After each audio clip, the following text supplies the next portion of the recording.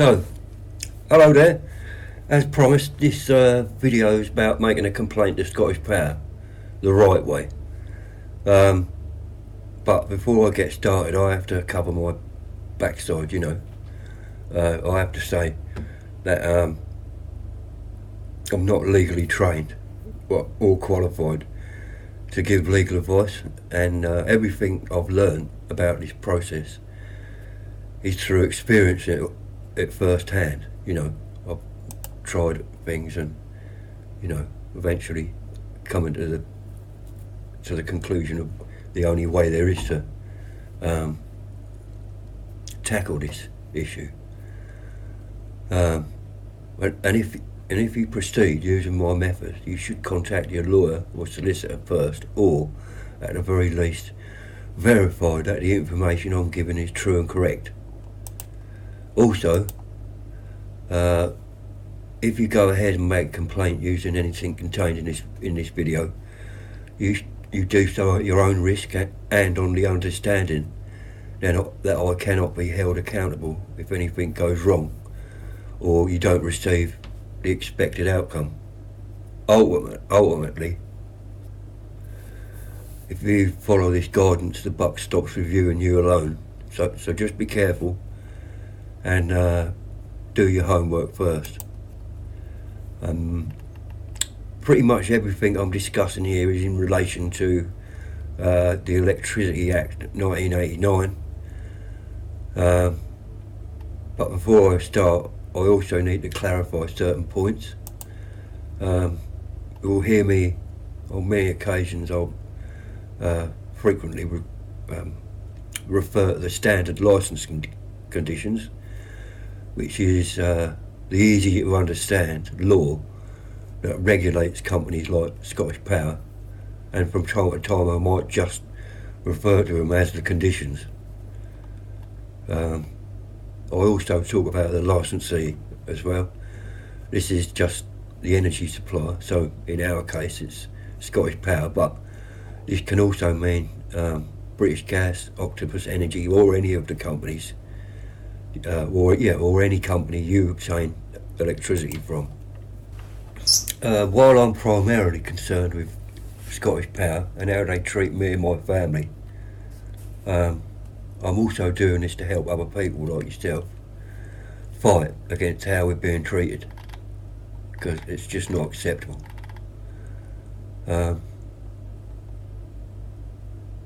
So the information in this video can be used to fight any licensee that supplies electricity.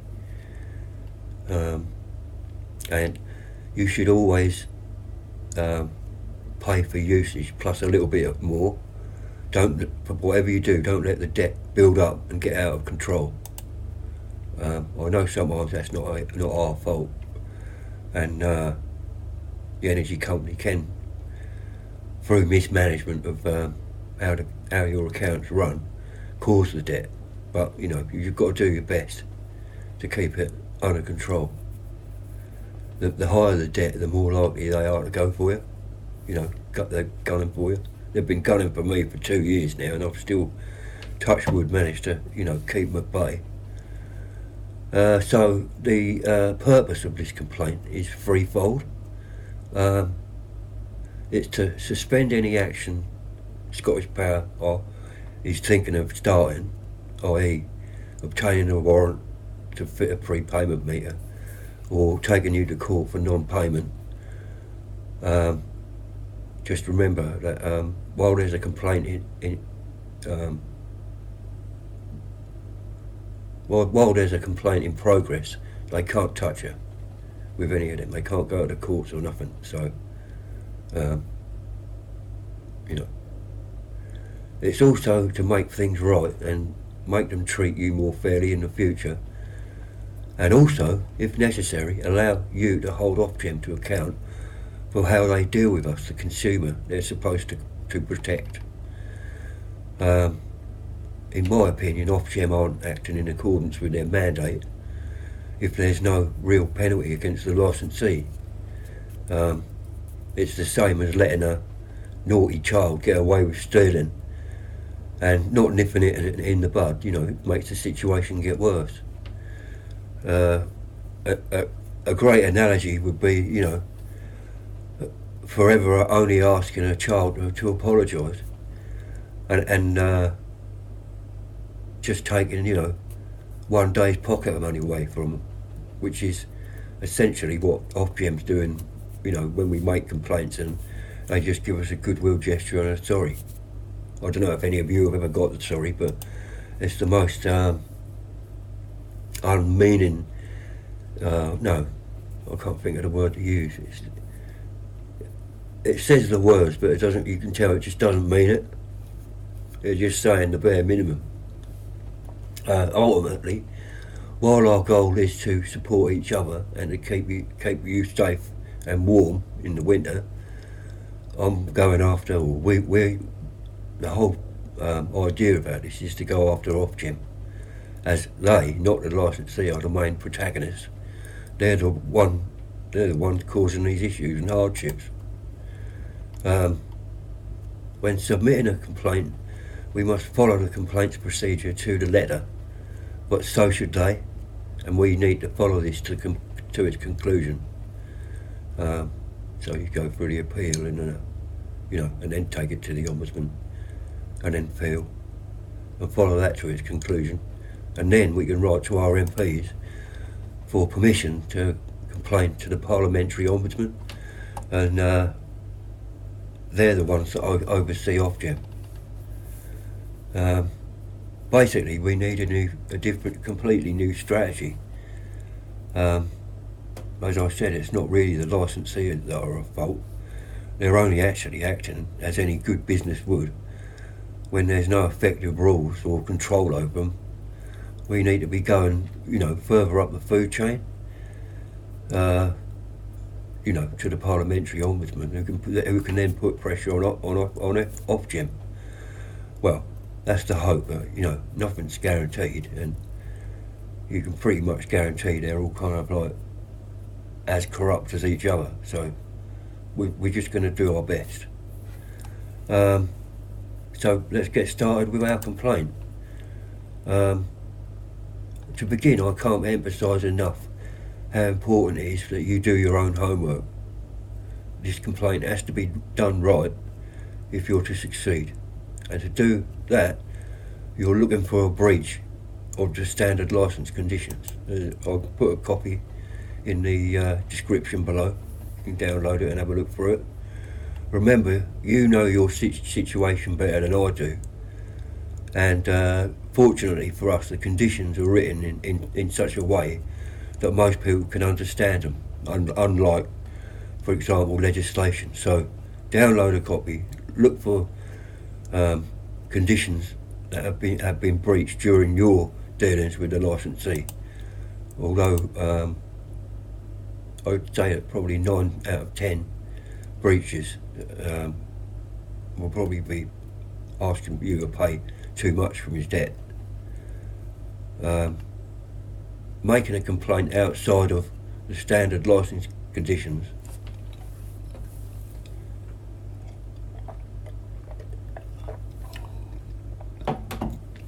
will most likely fail, and you'll be back to square one, because Ofgem only have the power to look at issues arising from breaches of the conditions. Also, when you make your complaint, the condition has to be named in the complaint and the sole reason for the complaint. So don't go adding little bits and pieces here and there, because they'll just be ignored anyway when it gets to the Ombudsman. You can put more than one breach, condition breach, but don't be putting like silly things in there. Someone spoke to you like, well, you say that, but if you're being treated poorly in customer services, that is actually a breach of the customer objective, which I believe is condition 0. Have a look at that anyway. You'll be able to see what to do. And also, if you need help, just let us know. If you have another issue, you might consider, for example, complaining to another ombudsman, say the Financial Ombudsman Service, uh, with issues relating to direct debits or, things like that, anything to do with finances. The Ombudsman has always been very quick to say to me, oh, we don't get involved in payments. But they should do, because 27.8a is a condition. But up until now, I've never actually named that in a complaint. So I was new to this, as you are. But that's where I got my clue, was in the last complaint. The Ombudsman, the lady, said to me, we can't do anything because you've not shown any breaches in the conditions. So that's what I'm doing now. I would also say that if you're in a vulnerable situation, make sure you're on the priority service register. You can do that by phoning the licensee and asking them to be put on the on the register. They'll ask you a couple of questions. It's as easy as that, and you're on there. Ofgem incidentally categorise vulnerability as the personal circumstances and characteristic of each domestic customer create a situation where he or she is significantly less able to a typical domestic customer to protect or represent his or her interests, and or significantly more likely than a typical domestic customer to suffer detriment, or that detriment is likely to be more substantial. And for your info, a disability is classified as any condition which has a long-term and substantial effect on your ability to live normally day to day. So someone that's vulnerable, that can mean any physical or mental disability, or if you're pregnant, undergoing treatment for cancer or whatever, and or a single parent with very young children, or perhaps even a person that's recently been released from prison. It can mean many things. It's overreaching. Let's look at the standard licence conditions in a bit more detail. In most cases, if not all, where you, the consumer, is being targeted by Scottish Power or another licensee, it's more than likely due to non-payment or having, I suppose I'd call it a significant debt.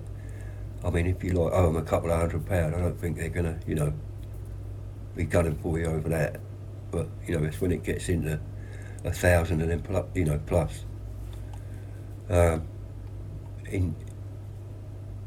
If your case doesn't involve debt, please get in touch. We'll take a look at the conditions,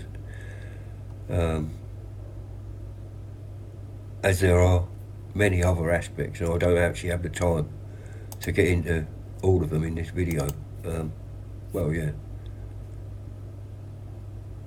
So really, this video is concerned with people that are in debt.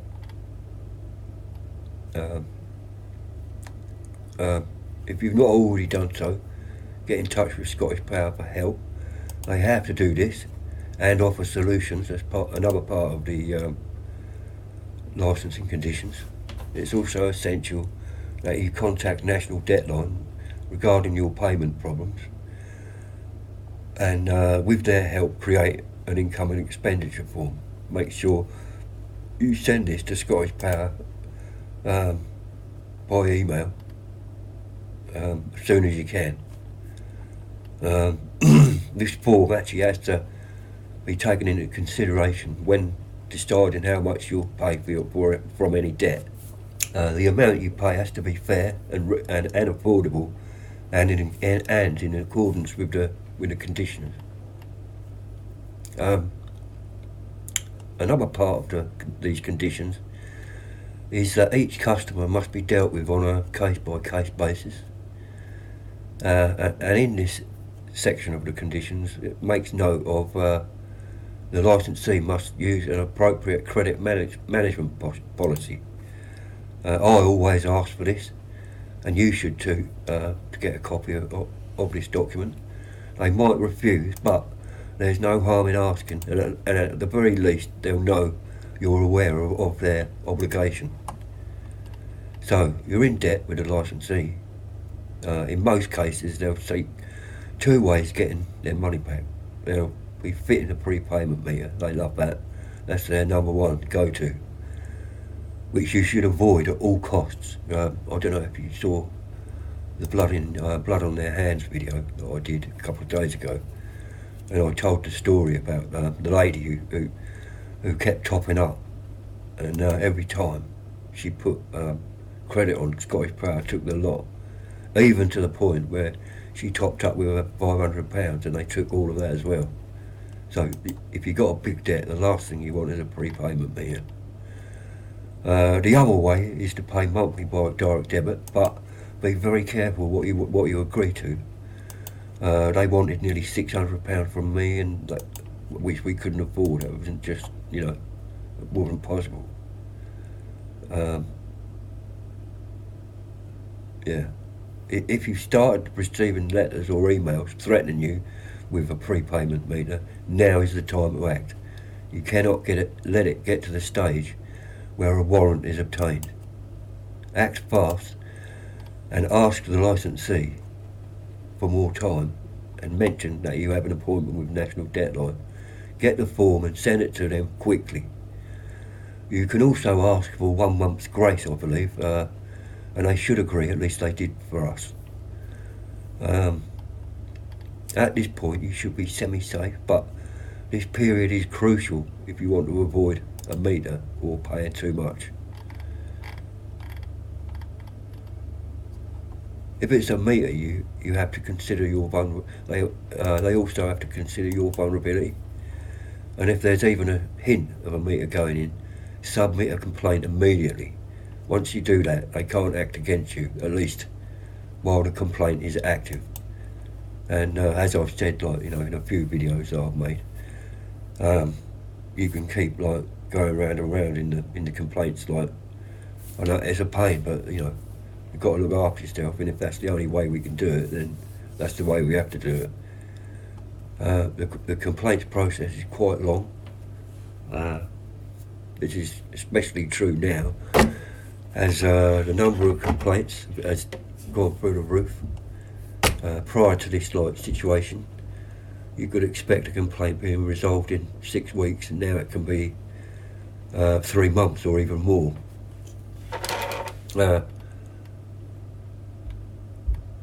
If the licensee is demanding payments you cannot afford, even during the first stage of the complaint, then appeal. If done correctly, which it should be, otherwise that's a condition breach too. It can take another 3 months for the appeal to complete, and at this stage, if you're still not happy, you can go to the Ombudsman, and I'll address the whole Ombudsman complaint in the next video. So now we need to write your complaint.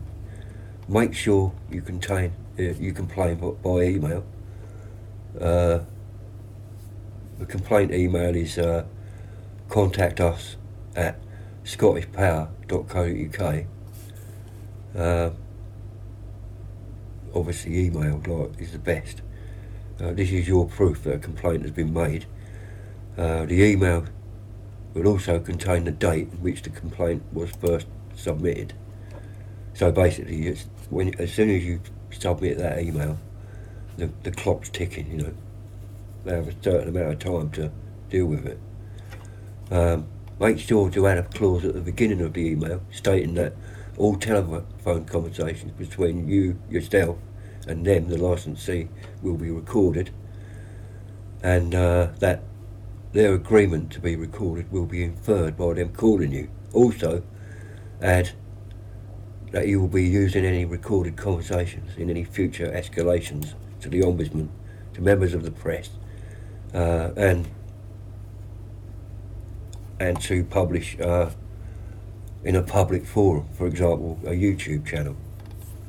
You can get apps from both Android and Apple devices that can do this.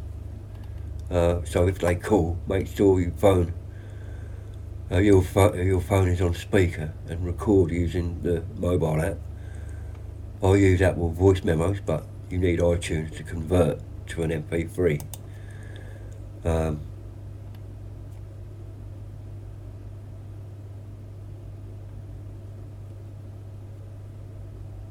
If you have any problems, just comment below. I'll talk you through this process, or if there's enough requests, I'll create a video on how to do this. It is easy, it's just a bit kind of like long-winded, and anyway, in the next section you must give details of the complaint, and in particular tell them about the condition they have breached. In most cases, especially where debt is involved, this will be 27.8 ADI, i.e. asking you to pay too much, exceeding what you can reasonably afford. They have a duty to take the income and expenditure form into consideration. That's why it's important for you to do that. You need to be able to prove that you can't afford it, yeah? You can't just say, oh, I can't afford it. You need to have proof, through the national debt line form that you get sent, that shows that you can't afford it. They won't just believe you just because you say it. If they don't, they're in breach of 27A DI, and you have a case for the Ombudsman. So appeal that decision and never agree to anything. You're looking for a letter of deadlock, which is something that happens, after you've appealed and you still don't, agree on anything. That's that you need to get you in front of the Ombudsman. Also add a section of what they can do to make things right. This will be to agree to lower payments, and you want this to be in writing or orally. Record it. So record it if it's like someone rings up and says it, because you'll need that for future reference. And if there's one thing I've learned from learned from this experience with Scottish Power, is that communication between departments is terrible. And just because one department agrees doesn't mean another will go along with it, and you'll need proof that the agreement was made. So so just worst case scenario, they say to you, yep, you can pay this amount, yeah, and then you start paying it, and then another department comes along and cancels it, yeah, then you can do another complaint, because you can say, like, you said we can pay this amount, and then it was cancelled. So then you go back through the complaints procedure again, and then take that to the Ombudsman. Other points to note are standards of conduct, which is sometimes referred to as the customer objective. This is defined in section 0 and applies to all licensee employees and their agents. So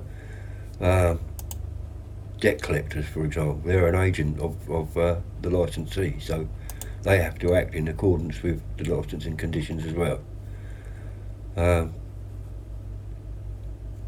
Section 0.3c places an obligation to make it easy for the consumer, that's us, to contact the licensee. For example, the misleading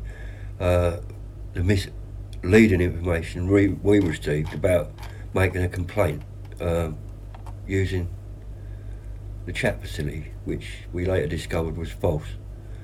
And that's pretty much it, really. I know it seems like, quite long-winded for what it is, but you don't want to be going overboard with like stuff. Just include what needs to be said. You know, add your clause at the beginning about the telephone. The next section is about what condition they've breached, and then the bottom is what they can do to make it right. And then you just sign off, you know, and that's it. Complaint done. Oh, what I should have said actually is the title of the complaint email. Call it complaint. You can put it in capital letters if you want, or just, you know, normally. And then complaint, and then account reference, and then your account number next to it. So then they know, you know, as soon as it drops in their inbox, they know it's a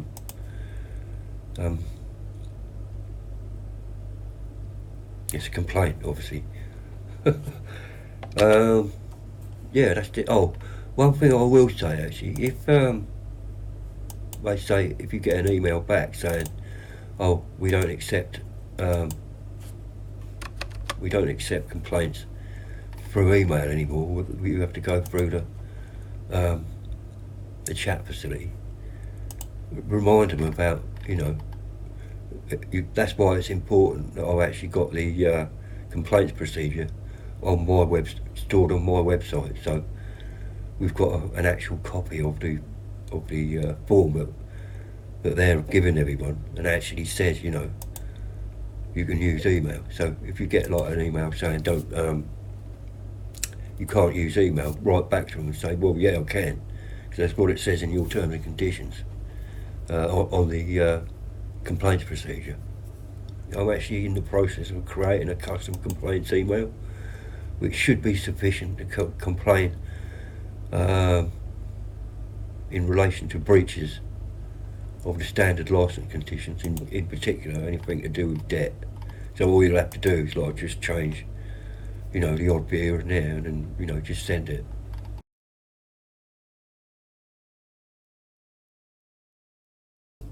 So yeah, this is sort of a draft, if you like,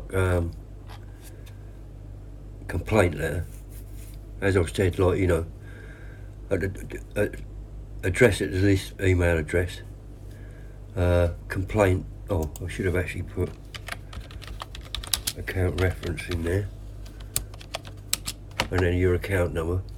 That's not my account number, by the way. I've just randomly added some numbers. So at the top, you can see that, you know, I give notice that from this date I will be recording all telephone conversations with Scottish Power employees and agents.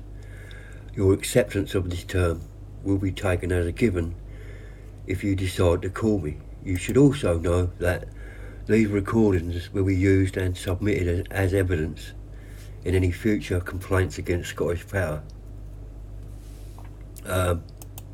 Yeah, so, you know, you can add a little bit to that as well if you want to kind of like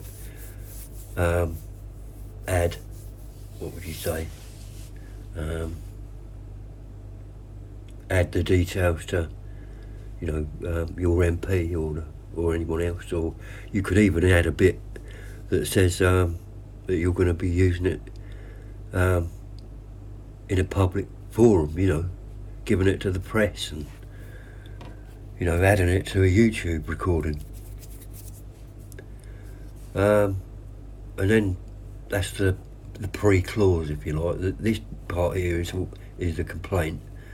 I would like to complain about the following breach or breaches in relation to standard licence conditions which occurred on this date. Yeah, so their refusal would be, say, refusal to take a complaint via email, which is what I had done. They did that to me, but I let it go and just, you know, eventually just went to the ombudsman anyway. But the standard conduct, the standards of conduct are that the licensee and any representative, so that's point 3 in A, behave and carry out in a fair, honest, transparent, appropriate and professional manner, provide information, whether written or orally, to each domestic customer, which is complete accurate and not misleading. So, you know, on this part here, you could add like that, that their complaints procedure actually shows that you can email. That would be your evidence for this. So your first complaint up here would be point 3b, or A and B. Payment difficulties.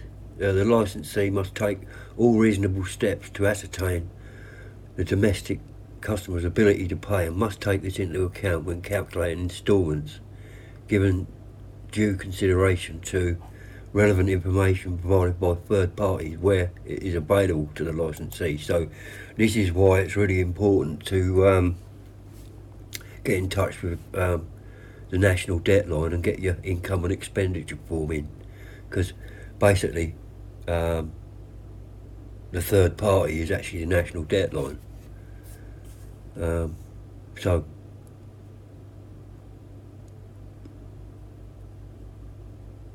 So if you've actually put in an income and expenditure form and you've only got like 50 quid a week after, if you've only got like 50 quid a month left over and they're wanting you to pay 100, then they're not actually, they're breaching 27.8a. Actually, it's wrong there as well, right? They're breaching 27.8a. Yeah. Treatment of an individual. The purpose of ascertaining a domestic customer's ability to pay, as set out in 27.8, the licensee must give due consideration to having appropriate credit management policies, which includes allowing for customers to be dealt with on a case basis. So they can't like just use like a blanket policy to deal with someone paying, like, you know, because everyone is actually different. You know, we're all individuals and we're not all rich. And it would be unfair if they used a policy that, you know, they're applying to, say, someone who's wealthy to someone who's poor. You could also argue that the debt occurred because of a breach of 27.8a BI, which is making proactive contact with customers, which includes making early contact to identify whether a customer is in payment difficulty. It's probably a little bit hard to kind of like prove whether or not they have actually rung, but I guess if you had your phone records, you know, you could go through them and, like, you know, show that, you know, your debt actually they didn't actually intervene, you know, until, you know, it got out of hand. And, you know, just to kind of like reiterate what I said up here, this is sort of like a double, if you like. There's not really a lot of difference between 27.8 AD and 27.8a. Is that the one? Oh, no, this one up here, look. 27.8a. D is setting payment rates based on ability to pay, which includes ensuring all information is obtained and taken into account. So, you know, the same thing again. If they're asking you to pay £100 off your debt and you've only got 50 quid left, then that's a breach of this condition. So how can they? And then, you know, underneath you basically put out, you know, you'd like them to deal with your complaint, and this is what you wanted them. This is what you want them to do. You know, taking it. So if you're having payment difficulties and you're in debt, and they're wanting you to pay, you know, £100, you can't afford it because you've only got 50 quid left, and that's how they can make things right. Yeah. So you'd put something like that under there. So it would be to make things right. You could accept. You could take into consideration our income and expenditure form, and accept a £50 payment per month to take off the debt. Yeah, and then at the end, you know, it's basically yours sincerely, your name. So what I'm going to do is I'm going to print this actually. I'll work out how to do that in a minute actually. And well, no, I can't do that, can I? I'm going to have to remove that email first. Yeah, I'll work out how to print it anyway, and then I'll leave it in the underneath the video, so you can download a copy and just copy and paste whatever it is you want to use in your complaint. Now, one thing to take in note, you notice how I've not rambled, or you know, I've not said, oh, this and that happened. It's important that you just stick to the point. It might be easy to kind of, or you may feel like you want to start shouting and, you know, oh, you did this and that and all this, and that's not going to do anything. You need to stick to the, you know, to the actual facts. Well, I hope that helped. As I say, you know, just leave a comment underneath, and I can, you know, advise you on what to do.